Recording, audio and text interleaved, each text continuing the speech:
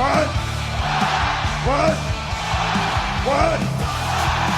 Bang!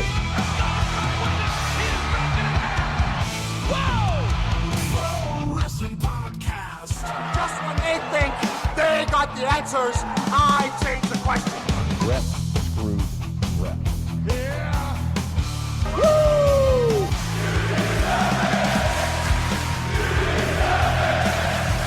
Who are you to doubt El Dandy? Because this guy's a serious professional. Did he do it?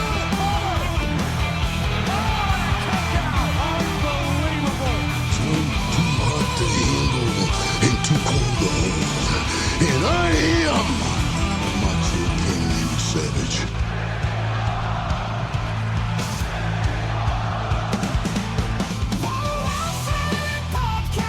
Shut your mouth, you thong-wearing fatty. I said WWE stands for... It's me, Austin. I will never retire.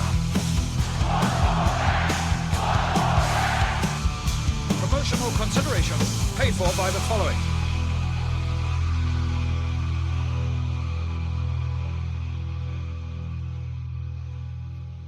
Hey, yo, Pro Wrestling Podcast listeners, welcome to the show where we don't sing it, we bring it. Help us out and click subscribe to show your support. Are you sick and tired of dropping $60 to $100 for the latest and greatest wrestling video game? Stop immediately. Go to Wrestler Unstoppable, available exclusively through Facebook.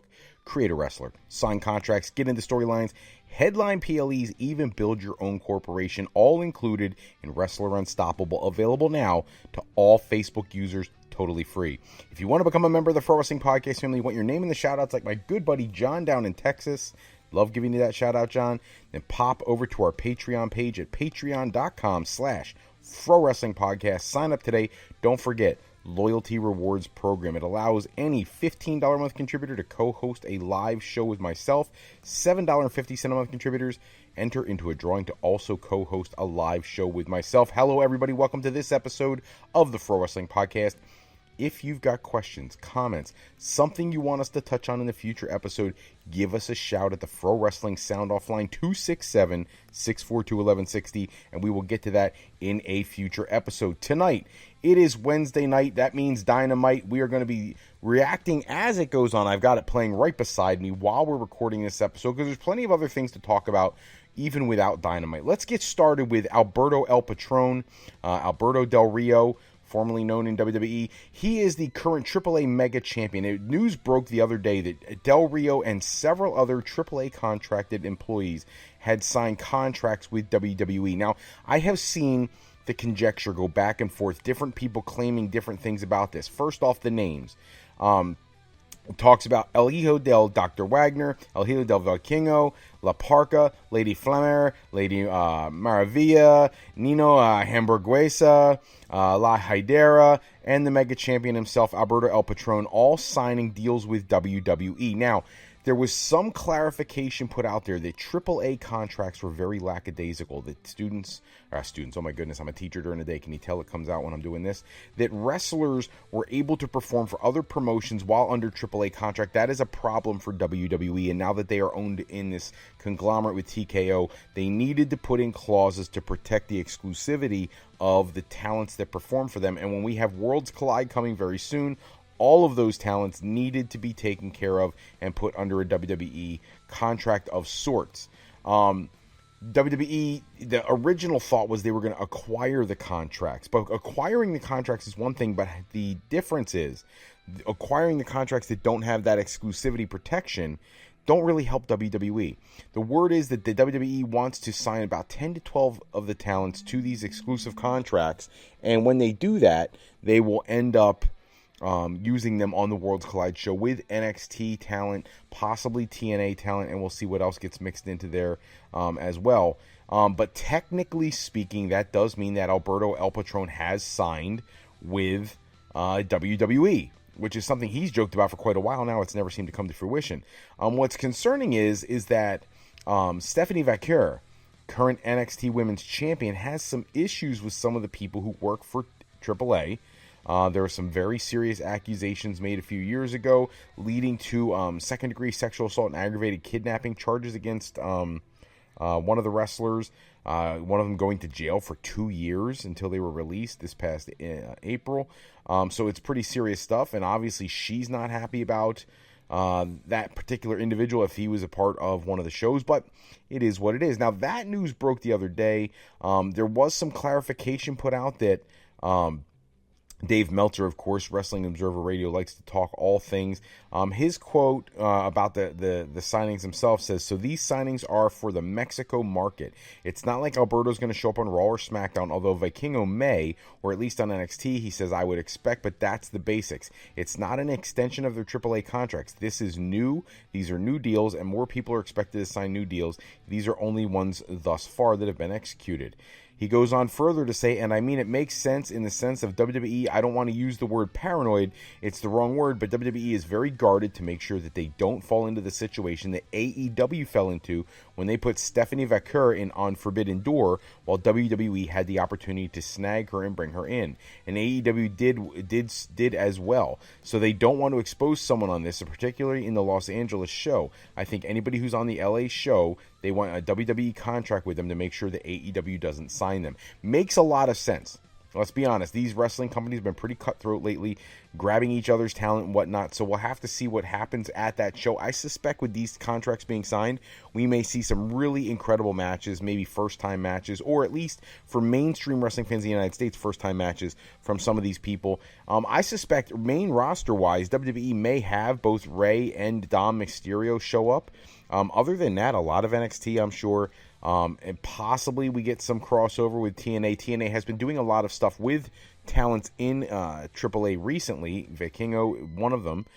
So we'll have to wait and see how that all shakes out. I'm hoping we start to get a card coming together very soon. I did see, as ridiculous as it sounded, it was posted online that for $1,100, you can get a special VIP package where you get a meet and greet with like Rey Fenix and Pentagon and all these people at the show.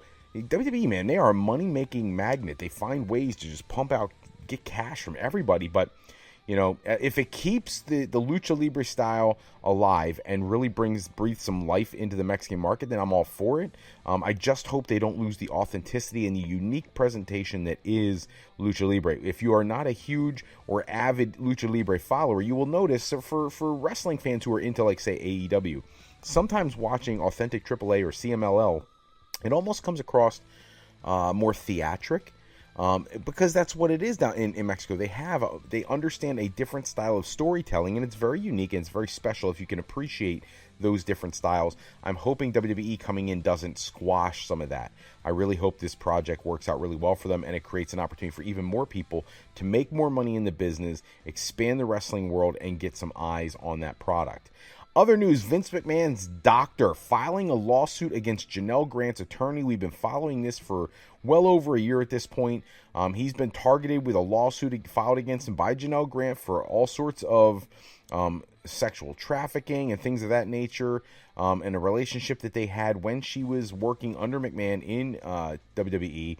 And apparently, Vince McMahon's doctor, Dr. Carlin M. Kolker, has filed a lawsuit against the lawyer and Janelle Grant for public statements that she made regarding his handling of the situation.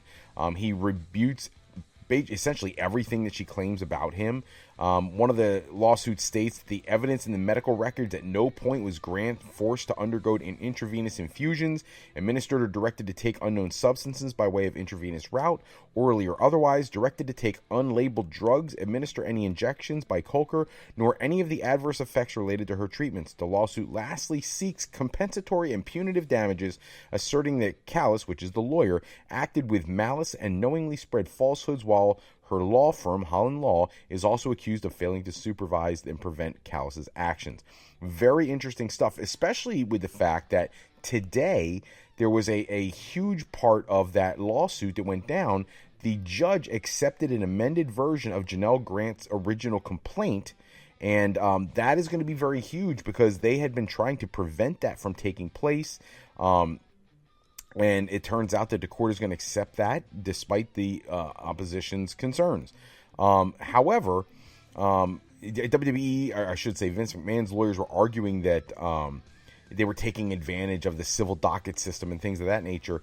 But they are arguing, the judge is saying that he hasn't seen that. He's rejecting those arguments, and that she has met the threshold to revise her complaint. His quote says, "I'm not convinced the amendments are offered in bad faith.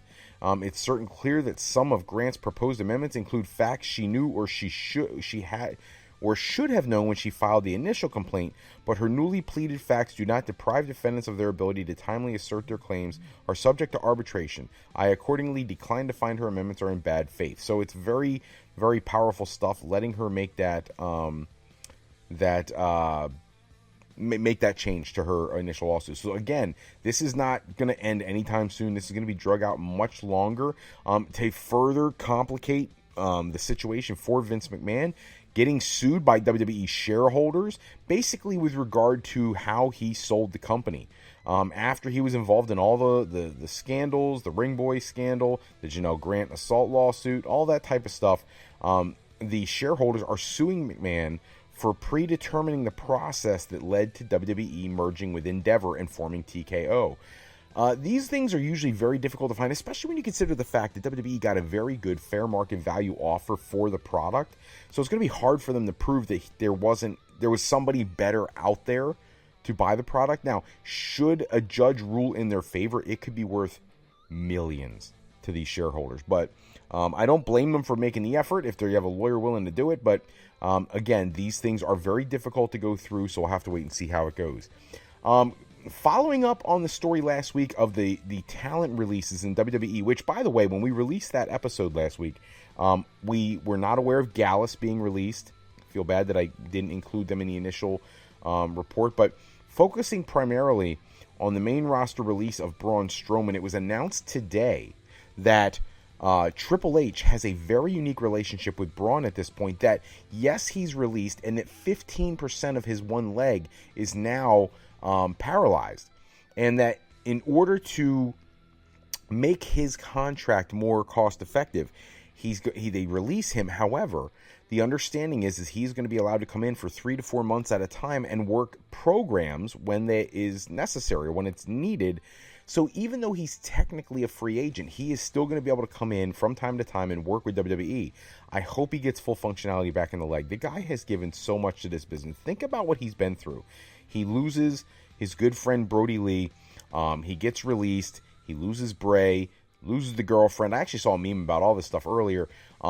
Gets rehired by WWE. Does everything they ask him to do. Goes through that insane feud with Bronson Reed to go right into one with Jacob Fatu. Never gets an opportunity at WrestleMania 41. The guy has been at the pinnacle and all the way back down the card. He's done the tag team thing with Ricochet. He's done so much. Whenever he's asked to do something, he does it. And I don't think he needs to be the ring general that some other talents need to be. I think what we need Braun Strowman to be that special attraction guy, almost like Omos, except they haven't brought him back either, even though they pulled him back from Pro Wrestling Noah.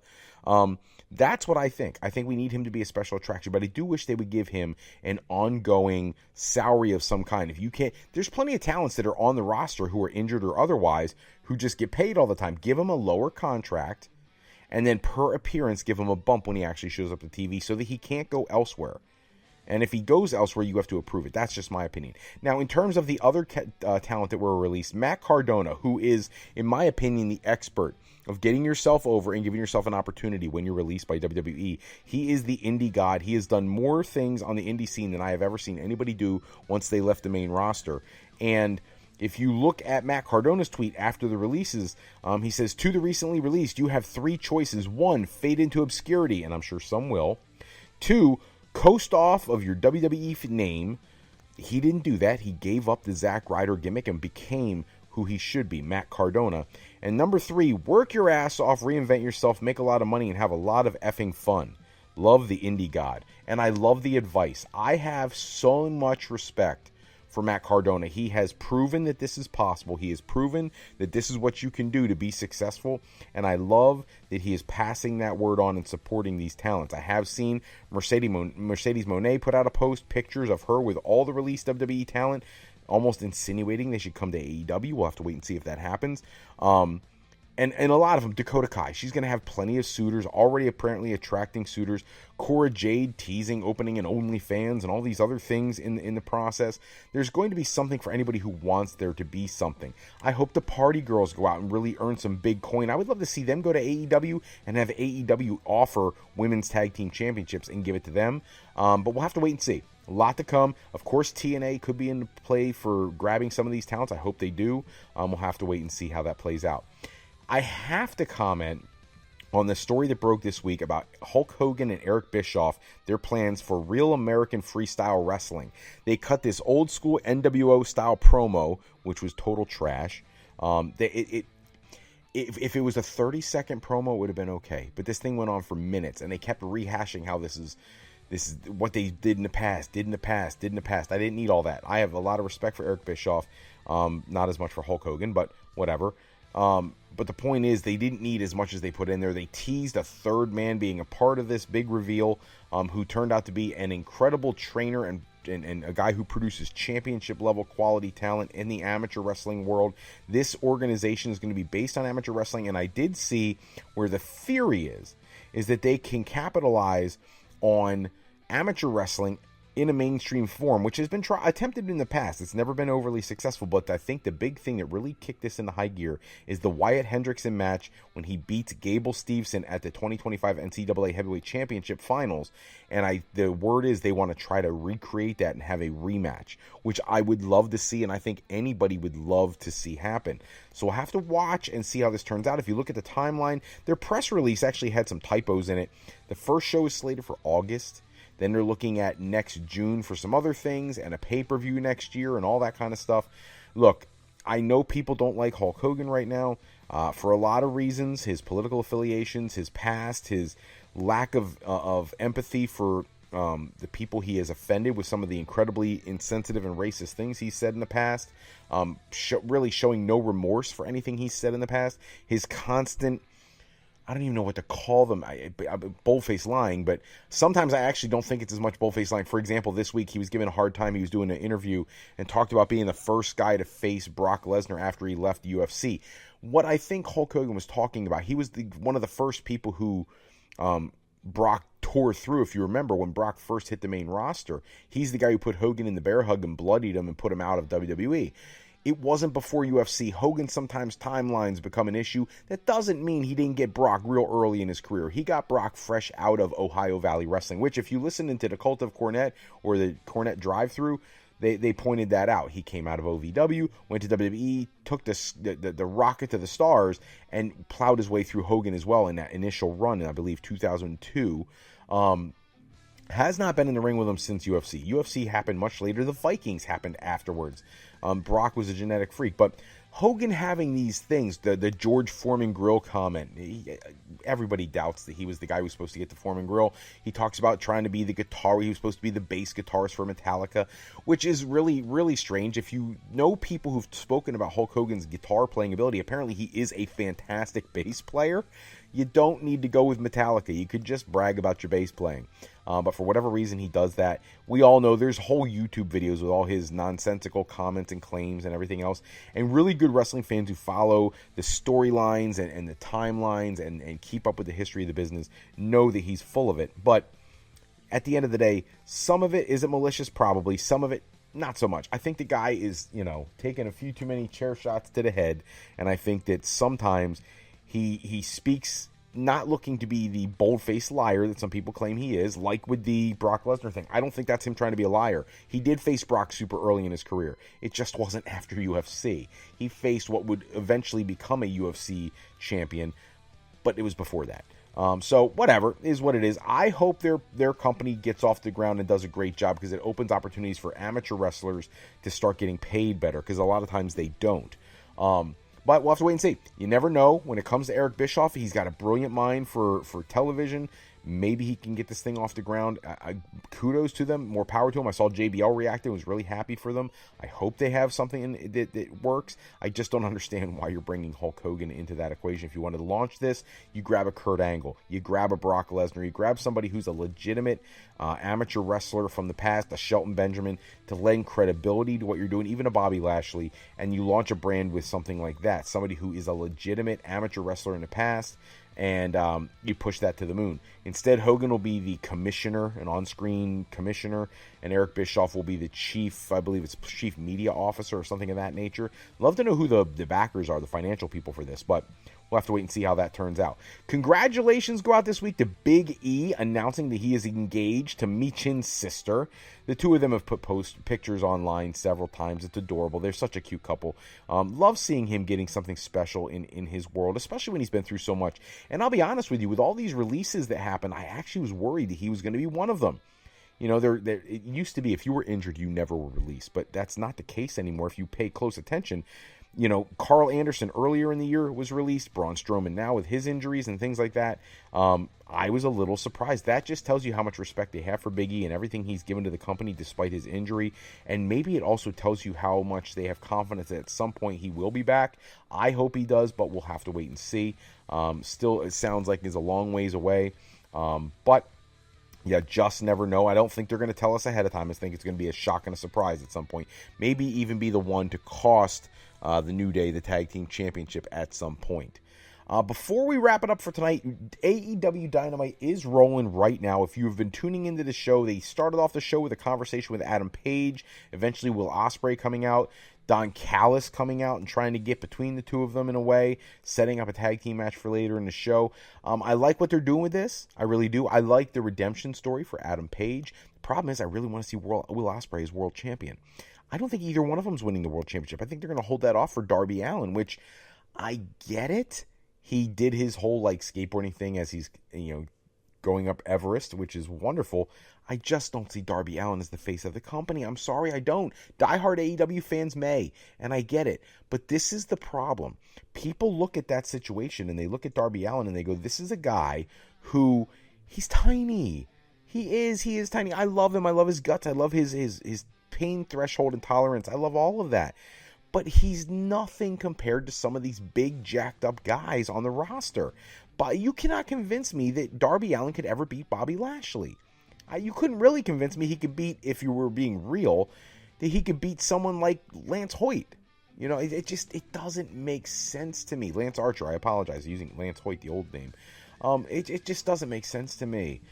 So I'd rather see Page or Will Ospreay, for me, honestly, prefer Will Ospreay be champion, but I just don't see that happening. But nice to see the two of them interact. I did not understand the four-way Women's World Championship Eliminator match. Anna Jay versus Thunder Rosa versus Penelope Ford versus Toni Storm, because there was so much almost tag team action from Toni Storm and Thunder Rosa. That shouldn't happen. I get it, the occasional move where you help each other out, but this was too much. It made it feel like a tag team match. Megan Bayne coming out and getting involved, and it was Harley Cameron coming out making the save with a lead pipe, and it's too much. It's over the top. It's nonsensical. It's like you're doing things just to do things.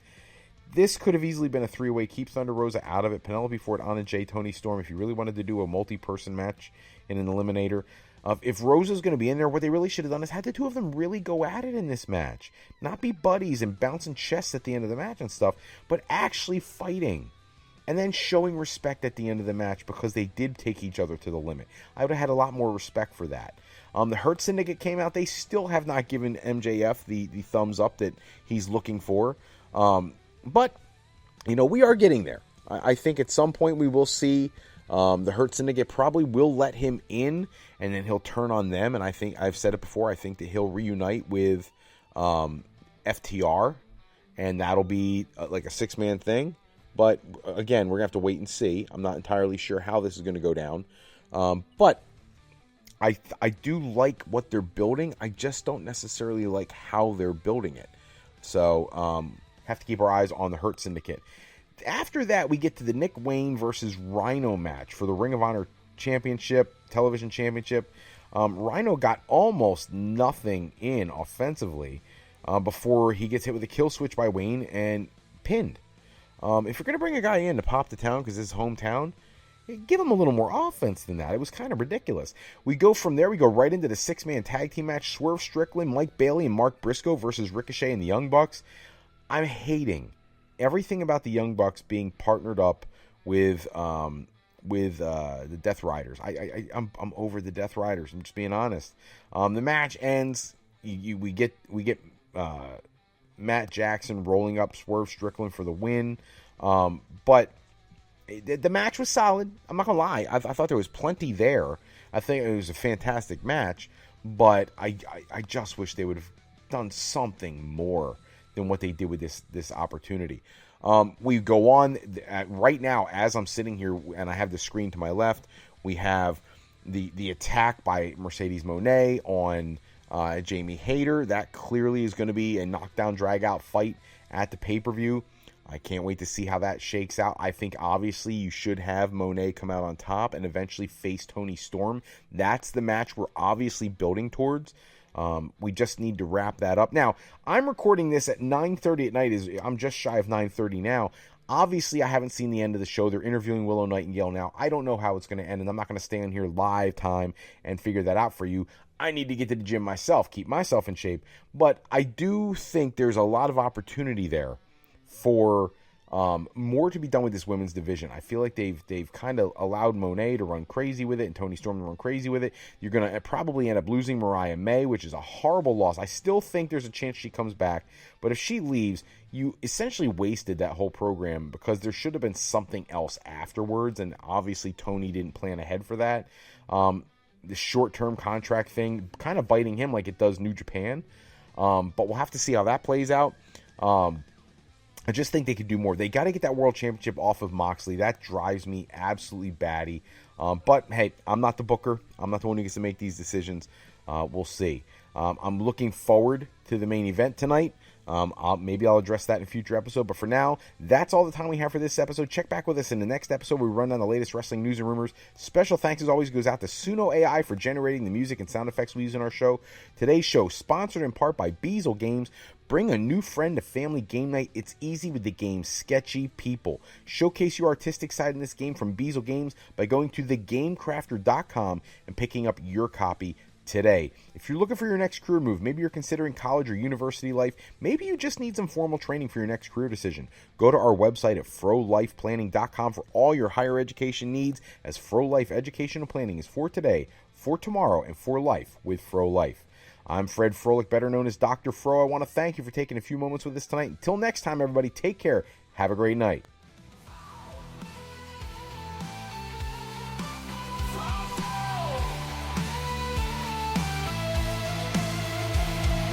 Wrestling Podcast.